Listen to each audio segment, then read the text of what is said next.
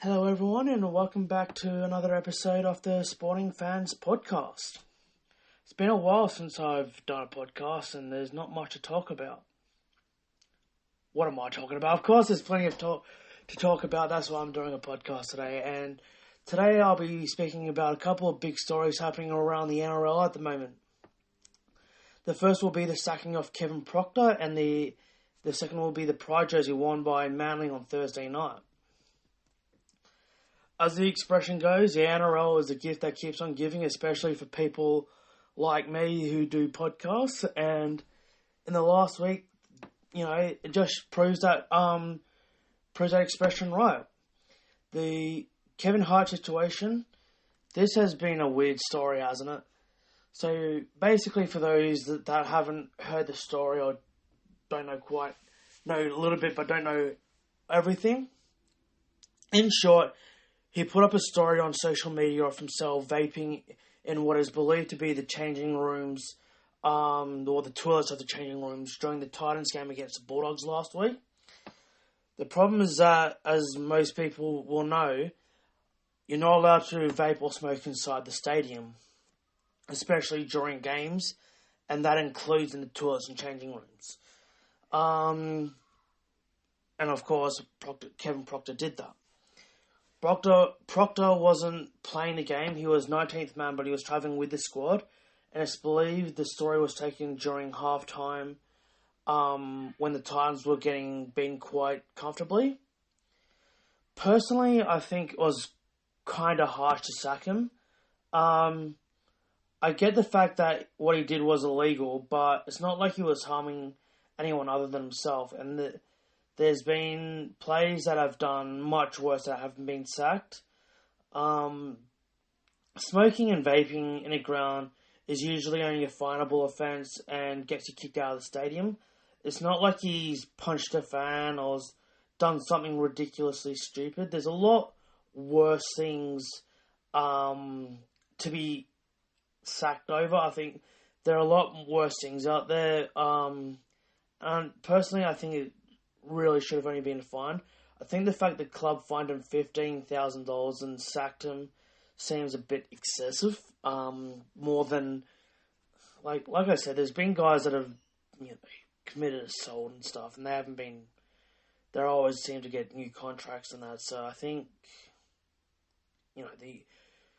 I'm not sure if this was the Titans trying to send a message. Don't get me wrong, I understand why they fined him. And I could even understand if they stood him down, but to sack a bloke over it seems like they wanted to more send a message that even if you're a senior player like him, we can cut you at any moment. I think it could also be that he's on a big contract. As much as his contract ends, I believe, his contract was supposed to end at the end of the year. They may have just wanted to cut him loose early, to free up a little bit of cash, because he would be on a big contract, and since he hasn't been playing since round, I believe got dropped after the round 9 game and hasn't played in first grade since. So it might be more that the Titans wanted to free up some cash, get rid of someone that's on big money, so potentially for next year they can bring somebody else in, or even in the last few games of the year. I think to avoid the wooden spoon. I think it's more the latter, because to sack a bloke over vaping seems kind of harsh. It seems like they were looking for an excuse to get rid of him rather than, and this was simply the excuse that they needed to get rid of him. It'll be interesting to see what actually happens to Proctor now, where he goes, and to see where he goes from here. He's a bloke that has a lot of experience at the NRL level. He's played over 280 games in the NRL. He's won a premiership with Melbourne in 2012, and he has played quite a bit for the Kiwis. He's played for them on multiple occasions. But counting against all that is that he's 33 years old, and he couldn't get a game with a team that's now running last after the Tigers win last night. So 33, it's usually when a bloke usually comes towards the end of his career. So, really, I can't really see him getting another gig in the NRL simply because of his age. At best, if he's lucky, he might get a 1-year contract somewhere, especially at a team that might be down near the bottom this year, maybe someone like the Tigers or something. But I think it's much more likely that he will, if he wants to continue his career, that he has to get a contract in England to play in the Super League. Or alternatively, if he doesn't want to move to Europe, or simply he just doesn't get a contract over there, he might just call it quits. It will be interesting to see what he will do. At his peak, he was definitely one of the best back rowers in the game. Potentially, he could go back to New Zealand and do some coaching and or scout work for an NRL team or NRL teams, because there seems to be a lot of quality players coming over from New Zealand into the NRL in the last, especially they've always had good players, but it seems like in the last few years there's a lot more players coming from New Zealand. Well, obviously rugby union is still by far the biggest game in New Zealand. It seems that more players are willing to give league a go, and having a high-profile person like Kevin Proctor doing coaching and being a scout could really help the game over there. And it could definitely use a boost from someone like him. Alternatively, he might go to another, leave the game entirely and do his own thing. I'm not sure if he has his own business outside of football. I'm not sure if he's done a trade or any qualification out during his time in the NRL. But I think he will be successful in whatever he wants to do, because he's got that name attached to him, and he's been so successful. I reckon any business that has him, I almost guarantee that he will be an asset to any company that is willing to take a chance on him, provided that he doesn't have his own business. And talking about names, how about the 7 blokes from Manly who decided not to play against the Roosters on Thursday night because of the Pride jersey? To put it nicely as I can, it has really turned into a complete shit show. To be honest, there's no other way to put it. It really has been a complete shit show. We've all heard the story by now. Manly decided to wear a Pride jersey. Many people, including celebrities such as Hugh Jackman, got right behind the jersey, saying how great of an idea it was. However, 7 players said it goes against their religion, and therefore they are just simply not going to wear the jersey. They tried to do a compromise where they said that they would wear the normal maroon and white jersey, and from what I can gather, the NRL said that all players have to wear the same jersey, so the 7 players decided that they weren't going to play. My opinion is that really both parties are in the wrong. And I know people are going to ask, well, how can you say both sides are wrong? People will say, oh, you're a fence sitter here.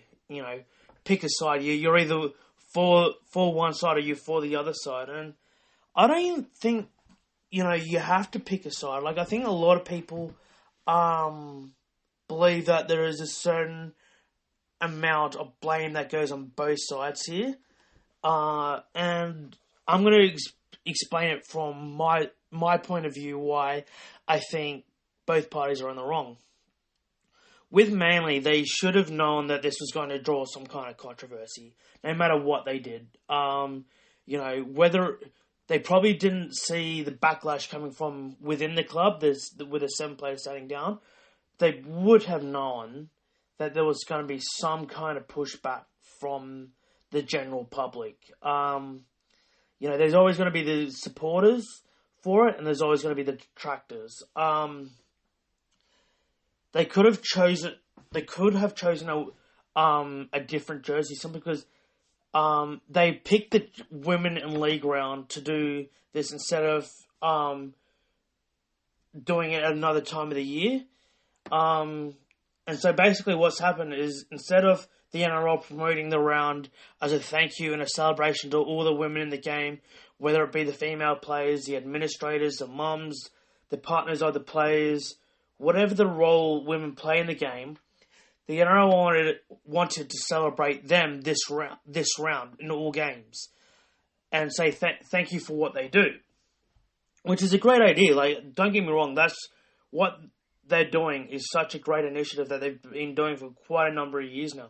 It's a great idea, but you know, Manly had done this in women league round. So now instead of that, the NRL has one team, Manly, who decided that instead of having a women league round where they can, you know, do this positive thing that they did, and really Manly could have had instead of having the maroon, they could have had a pink jersey and change it to pink, and there would have been basically no controversy.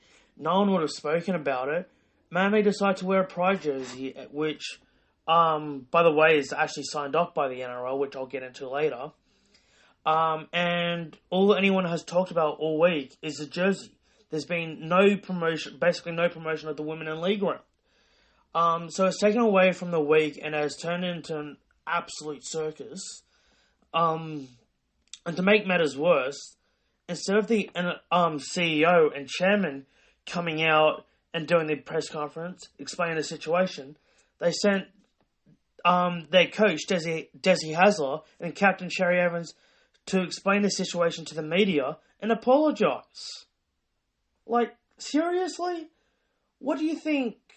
Like, whatever you think about those blokes, I know a lot of people don't like them, but the way they handled the situation was actually pretty good in my opinion.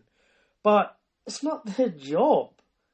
Like, they shouldn't have to explain. Those two blokes shouldn't have had to explain this the club's decision. Desi Hasler's job is to select the best players available that week that Manly can select and put tactics in place so that Manly can win the game of footy. And Delhi Sherry Evans' job is to execute the game plan. They didn't design the jersey. They don't get the sponsors. They don't do any of that. Their job is simply to get the team ready to play on the weekend. And now, instead, they were put in an awkward position due to someone else's, decision and their behaviour. Like I said, they handled it pretty well, but Manly as a whole shouldn't have put these two blokes in that situation. Management, decided to put these jerseys in. They decided on the design. They went through all the process with the NRL. They did all that, and then instead of having Delhi Sherry Evans and Desi Hasler go out there, they should have gone out there and faced the bloody press. But instead, they're bloody gutless. There's no other way to put it. They are so freaking gutless. They sent a statement out and sent those two blokes out to the freaking walls to get savaged by the media. Like, it is an absolute joke that those two were put in that situation. Yes, those two blokes are on good money, but why should they be put in a situation where they basically had to be savage because of someone else's behaviour? Personally, I don't like Manly, but, and I'm not a big fan of Sherry Evans, but the thing is, it shouldn't have been Hasler's and Sherry Evans' job to go out and face the media. It was so wrong on so many levels. The other thing is, I will speak about this a little bit later on, but the management should have known that some players held beliefs that didn't agree with homosexuality and might cause a divide within the playing group. Sure, you can't have the players running the club. That's why you have the management there. But the thing is, the performance of the club is the reason why everyone is employed. No matter what club it is, it's the players that take the field is the reason why everyone is employed. And the better the club performs, the more money the club makes. If the team is divided, then the team won't perform anywhere near as well as what they could do if they were all going towards the same goal. And they'll end up, and potentially, they might not even make the finals now because, the Roosters have a far superior for and against and Manly. They needed that win because now the Roosters are 2 points ahead with a far superior for and against. They won't get in if they are on the same amount of points as the Roosters. Like if Manly and the Roosters are 8th and 9th at the end of the year and they're on the same amount of competition points, the Roosters will make the finals because of their for and against. They needed to win that game on Thursday night, and they might miss the finals, which that could cause a whole bunch of problems. Like if you make the finals, you get prize money. If you just make the finals, you're guaranteed to get bigger crowd attendances, you're going to get bigger memberships, you're going to get bigger merchandise sales, and you're going to get more sponsorship. Just by playing, and you also get prize money. So just for playing one extra game, you get a lot more money than what you would by not making, finishing 8th and 9th is a huge, might not sound much, but there's a huge difference by making the finals. And, the whole situation could have been avoided just by having the jersey in pink instead of maroon. The media wouldn't have got, the whole thing no one would have really cared. If they had just consulted the players and said, what do you think? This is a potential, what we're going to do. Do you agree with it? If the players said, no, we don't like it, because I can guarantee you, there's probably a million different jersey designs that clubs go through every year. And they probably speak to a lot of people and ask them, what do you think? And this would have been a really long process. And if they just went to the players and said, do you like it? And the players said no, then this wouldn't have ever made the media. They wouldn't be in the situation that they were. So they've really handled this badly, Manly. They could have just, they could have just had a conversation because this process would have started months ago. It's not they just decided to, on Friday last week, that they're going to have this jersey for the Thursday night game against the Roosters. They wouldn't have done this in a week. They would have, they would have had to gone through the whole design process. They would have had to go to sponsors. They would have had to go to the whoever makes their jerseys. They would have had all these different people that they would have had to be brought in to say, do you like this? Do you like this? And a lot of people would have had the say in it. Then after they finish the design, it then has to go to the NRL. Then the NRL has to tick off on it. Then they had to send it to the jersey manufacturer. Then the jersey manufacturer has to make the jersey, and then they have to send it to the club, which would have probably arrived on Monday morning. So this literally would have been spoken about. Probably bare minimum, I reckon, would have been going since the start of the season. It probably would have even been before the season even started. It could have started literally when the draw came out, whenever the draw comes out, like November or something, whenever it does, November, December. It could have literally taken, 7, 8, 9 months to get this all approved, ticked off, going through from the design stage to the game day. It could have literally taken that long. And it could have easily been all fixed if they just had a conversation, like a 2-minute conversation with the players. It could have quite easily been sorted very easily by just simply talking to somebody. And the other thing, as I was saying there, the NRL has to tick off on it. They've been very pretty quiet during this situation. The NRL itself has a role in this because, as I said, they had to sign off the jersey. No team is allowed to run out in whether it be, I think it's even the trials, no team's allowed to run out in a jersey that isn't approved by the NRL in case there's something offensive on the jersey. This is what I don't understand. It wouldn't have taken the NRL much to go to the Players Association or the Manly players themselves and ask, "What do you think? Have you had a conversation with your club? What do you think about this? Will this cause a problem?" Like, how did no one at the NRL think that this might not be an issue? Like, they should have all realised, someone at the NRL should have realised this might cause a problem. Let's speak to bare minimum, speak to the Players Association. I think that someone at the NRL needs to come out and answer some tough questions as well. Not just the Manly management. It also needs to come from the tops at the NRL. As I said, Manly management they're dodging questions, but I think the NRL are also dodging them. Why is no one asking someone at the NRL, whether it be Peter V'landys or Andrew Apto, who's the CEO, or whoever the chief brand officer or marketing manager is at the NRL? Why is no one asking them who signed off on the jersey? Did you go to the Players Association? Why did the jersey get worn in the Women League round? Like, quite frankly, that's the biggest question. It should have, why wasn't it allowed in another round instead of this round?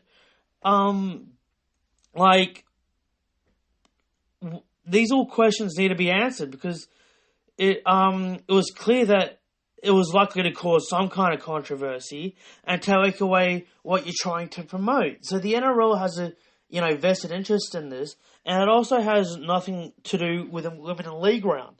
Yes, I believe that a lot of people brought pride flags to to Brookvale on Thursday night, and they did get some promotion out of it, but there needs to be a question as to why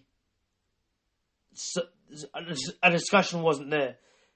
These are the type of questions that need to be asked to the higher ups of the NRL, because all I've heard from the NRL is V'landys essentially saying it's disappointing that the jersey has caused this kind of this division. That wasn't the intention, and we want to be an inclusive game for everyone. Well, I'm sorry, but for starters, what do you think was going to happen when it was signed off? And secondly, for those, those are not the kind of statements we really want right now. We want to know a little bit more from you, Peter V'landys, and we want to know a lot more from the NRL. Like, we want answers. The other thing is that a lot of people are brought up on social media as well as talking about as well as talking with their mates, is that most people now are between fully supporting gay rights to I don't really care about the issue. If a person's gay, they're gay. Doesn't really affect my life, so whatever, I don't care. That's why gay marriage got legalized a few years back in Australia, and because that's where people stand. They just either don't care or they fully support it. I believe that, my personal opinion is it doesn't affect me. If they're gay, they're gay. They should be treated like any other person. But a lot of people, and I include myself in this crowd, hate when organizations say you have to support a particular group, like a certain minority group. And if you don't, you're either a homophobe, racist, sexist, or insert a term here. People don't like that. Like, people don't like being saying, you have to support this. If you don't do it, you are a racist. And then a lot of people are going like, no, I'm not going to blanket. And I'm with this. I and a lot of people I know agree with this. It's just basically like, no, I'm not going to blanketly support, everything and anything. in a particular group. Like, I might agree that, yes, I believe that gay people should be married. Like, if they want to get married, yes. But I'm not going to... I believe that because I believe that. I don't believe it because some dickhead is bloody shoving it down my throat every bloody 30 seconds. And and I sure as fuck don't appreciate some idiot telling me you have to support, otherwise you're a homophobe. I'm not going to... Look, if you're going to do that to me, I'm going to go against everything you're going to say. Even if I agree with you, I don't like what you're saying. Because,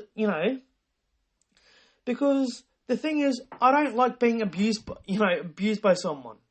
Like, I don't like, no one likes being told, you have to do this. When you're outside your outside your company, I don't like being told by another company that you have to support this. Because I don't, Like I said, I support gay rights, but the thing is, I don't like being thrown in my face every 30 seconds.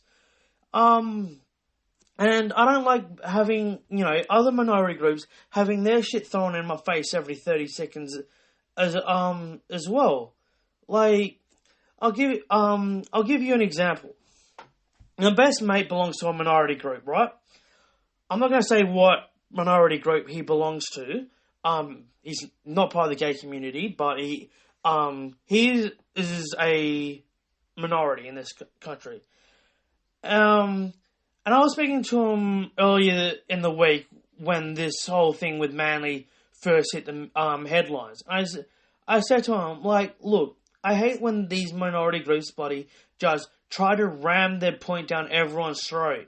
Like, and I said to him, like, I'm mates with you simply because I think you're a good bloke. I don't care that you belong to a minority group. And I don't like you.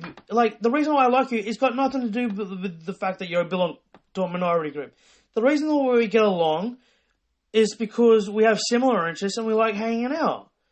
It's got nothing to do with the fact that you belong to a minority group. The second someone says that you have to... Like, if you came up to me and said, you have to like me because I belong to this minority group, I'm not going to like you. And I said that to him. Like, you don't have to like everyone and everything about a certain group. People will start questioning, if you say you have to, people will start questioning as to why I have to like that group. And, and if you do something because, you're a racist or a homophobe, well, people go, well, you need to come up with a better reasoning why that is. That, like, for example, with a perfect good example of is when all the women rights first started coming out, right? They originally were like, if you don't support us, you're a sexist, right? If you're against, if you block this, you're a sexist, and you're a woman hating, dickhead and all this kind of garbage, right? But then a lot of blokes were like, well, get fucked. I'm not going to support you for that. And then that's why a lot of women turned off those women rights things, because they were just saying, oh, if you don't support us, you're a hater. But then they actually then they got better at promoting it, right? They said, well, the reason why we should have these rights is because, even if we work bare minimum part-time, it means that we get a little bit more money coming in to the household. We can have a little bit more, money so that we can spend on different things, such as we can spend a little bit more on a holiday. We can have a better holiday. Instead of going only for a week, 2 or 3 days, we might be able to go a week. We could have a longer holiday. We could have a better holiday. We could do more activities when we're on a holiday. We could afford, instead of getting a second-hand vehicle, we can get a new vehicle. We can get a better TV. We can get, so they turned it into a positive, saying, like, if we got the job, we have more disposable income.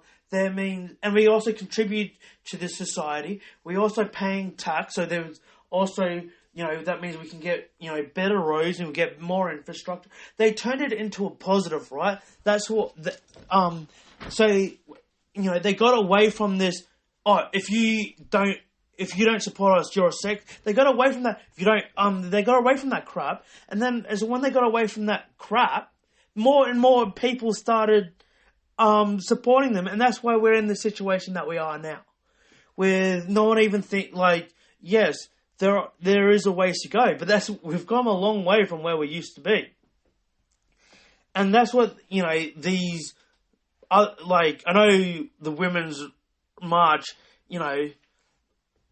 women in general are not a minority, right? They're 50% of the population, but it's the same kind of thing. They're all fighting for their rights, but they turned it into a positive. And that's what these minority groups need to do. But the thing is that there's a major difference from what the women in the league round it actually represents and what the pride is. Because the women in the league round is actually saying, look, women play a major role in the NRL. From what I was saying earlier, they're administrators, they're partners. You got the mums, they drive the kids to the game. They run the barbecue. On game day, they wash the jerseys. They do all this kind of stuff, right? And but the thing is, a lot of the other minority groups, like the gays, they are not they're not huge on that. Yes, there are gay clubs, and if you want to say, let's celebrate the gay clubs and let's celebrate, the gay players, there's always going to be pushback to that, but if you do that and show the contribution, that they've had, a lot more people will be willing to accept it than just saying you have to accept it, otherwise you're a homophobe. Because once you say that, people are just going to turn off. People are going to turn off and say, your argument's bullshit and I don't like it. There are better ways to promote. In my opinion, there are better ways to promote the game message than what they're currently doing. Because the way they're doing more harm than good. People are just going to turn off. People are going to be more homophobic by what they're doing. People don't like being told, this kind of this. And the other thing is, by doing what they're doing, especially if you're part of that minority, they're going, if you don't like us because I belong to this particular minority group. It's just no, I don't like you because you're a fucking dickhead. And you're hiding behind a minority group to justify your shit-ass behaviour. That's the thing. I know, I don't know many gay people, but I know a couple of gay people. And they don't act the way you do. They don't carry on the way you do. They're nice people. But you're just a fucking dickhead. You're hiding behind being a minority. And you're using it for bad behaviour. The bad behaviour is not because you belong to a minority group. And don't use it as a minority group because you're doing more harm than good. This is why I believe, judge the individual. Don't judge the person. Sorry, I take that back. Judge the individual, not the group. Because whether it be the straight or the gay population, there's always going to be good people. And there's going to be fucking arseholes amongst both. So, you have to judge the individual, not the group, in my opinion. As for the players themselves, fair income. Really? I know I just went on the saying about the overall how they should promote it. But really, these blokes need to grow the fuck up. Honestly, they can't even keep their story straight. They said originally that it was originally about the jersey and what it represents, and they're against, and it goes against their religion. Then, when people pointed out that they played it at a ground that is sponsored by an alcohol company that contributes to drunkenness, which also goes against their religion, they quickly, and yet they're still happy to play at the ground, all of a sudden they change the story to, oh, well, we weren't consulted. But as we have now been spoken to, we will wear the jersey next year. Then people like, well, yeah, and your point is, like, your employees, and,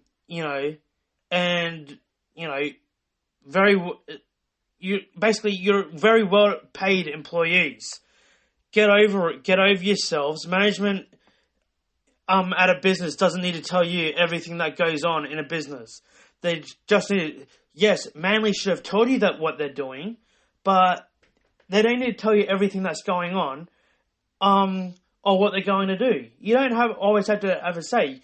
Yes, you can, raise an objection saying, I don't like it, but you need to move on. Like, saying, oh, I'm against it, my religion's against it. This is what I was just saying a second ago. Judge the individual, not the group.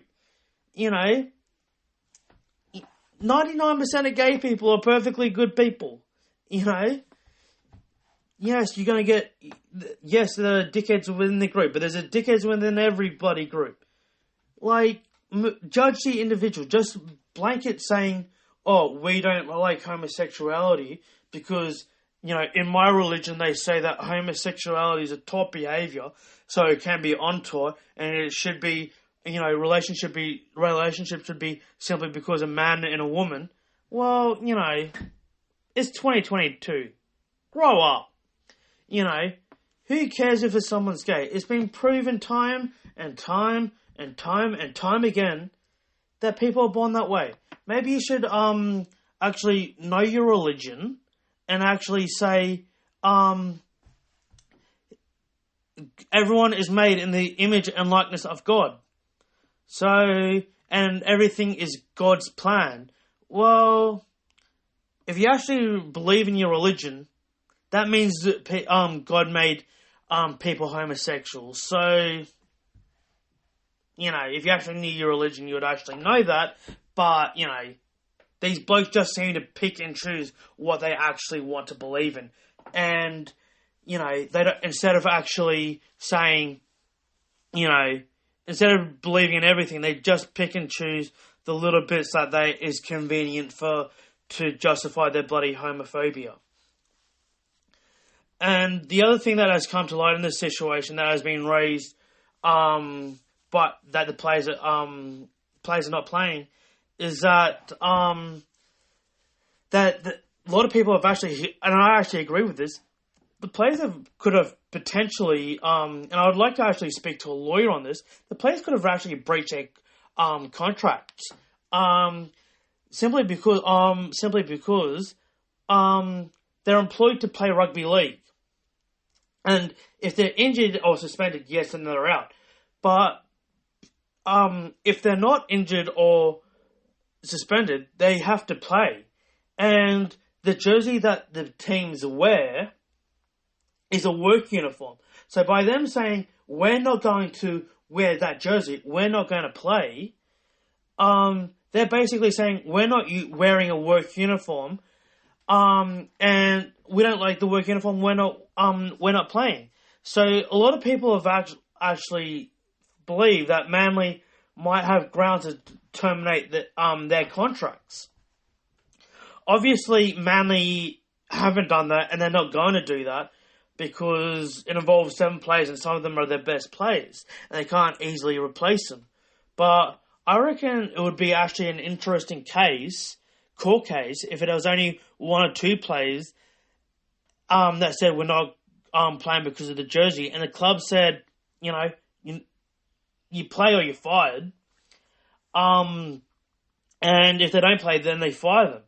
Obviously, it'll go to court because of unfair dismissal, but I reckon it could be actually a really interesting case study, because to see where the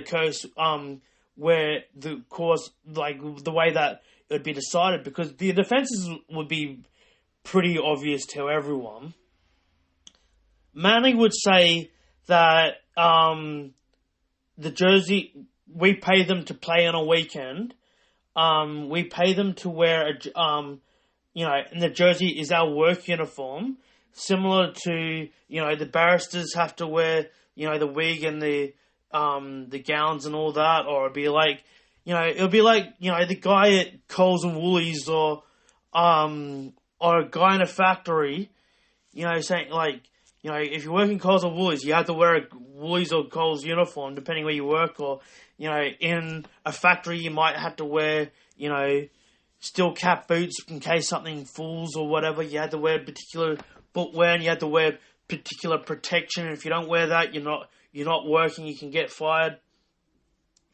So Manly's defense would be basically saying, player refused to wear the work uniform as part of their employment. They weren't injured and they weren't suspended. And therefore, it ended up costing us game. It ended up costing us, it potentially could, if we won that game, we could have potentially made the finals. Therefore, it cost us money by them doing that. They were in a key position, and we decided to sack them. Whereas, obviously the players, they'll use a similar kind of situation, a defense as Israel Folau, did when he got sacked from the Australian rugby. They will say, well, they sacked me because of my religious beliefs, it's unfair dismissal. You're allowed to have religious beliefs, and they sacked me because of it. I reckon this would be actually it would be really interesting to see where it will end up, because this is quite a different case to the Israel Folau one. Because I think personally, as much as Israel Folau breached the Australian rugby code of conduct and social media policy by putting out the garbage that he put out, I reckon Manly would have a better case here, simply because it's a jersey and a work uniform, and they refuse to wear it. But the other defence that the Manly players will say, like, look, it's not our typical work uniform, and we said we wanted to use our particular work uniform, and they refused to do it. So it could be, I reckon it would have been a real interesting case study to see where it all ended up, if it did go to court. So who really knows which way it would go? Like, it'd be a tight case, and I reckon it could go on for a while. Manning would probably end up settling, but I reckon they would have a pretty good case if they wanted to fight it. But yeah, I'm interested to hear what everyone else thinks about this. This is a pretty controversial topic. Obviously with Kevin Proctor getting fired over the vapes, do we reckon he should have been sacked, or do we reckon he should have been stood down and fined? Do we reckon he should have even got a punishment?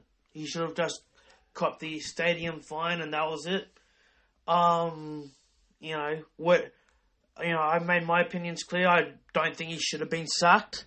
Some may think that he should have been sacked, but I'm interested to hear what you believe. And then obviously with this Pride jersey, I'm interested to hear what you believe. I want to hear the feedback, because it is a divisive topic. A lot of people have wide-ranging views on this. So I don't believe there's a right or a wrong. It just, everyone has a difference of opinion. So, I'm interested to hear what you think.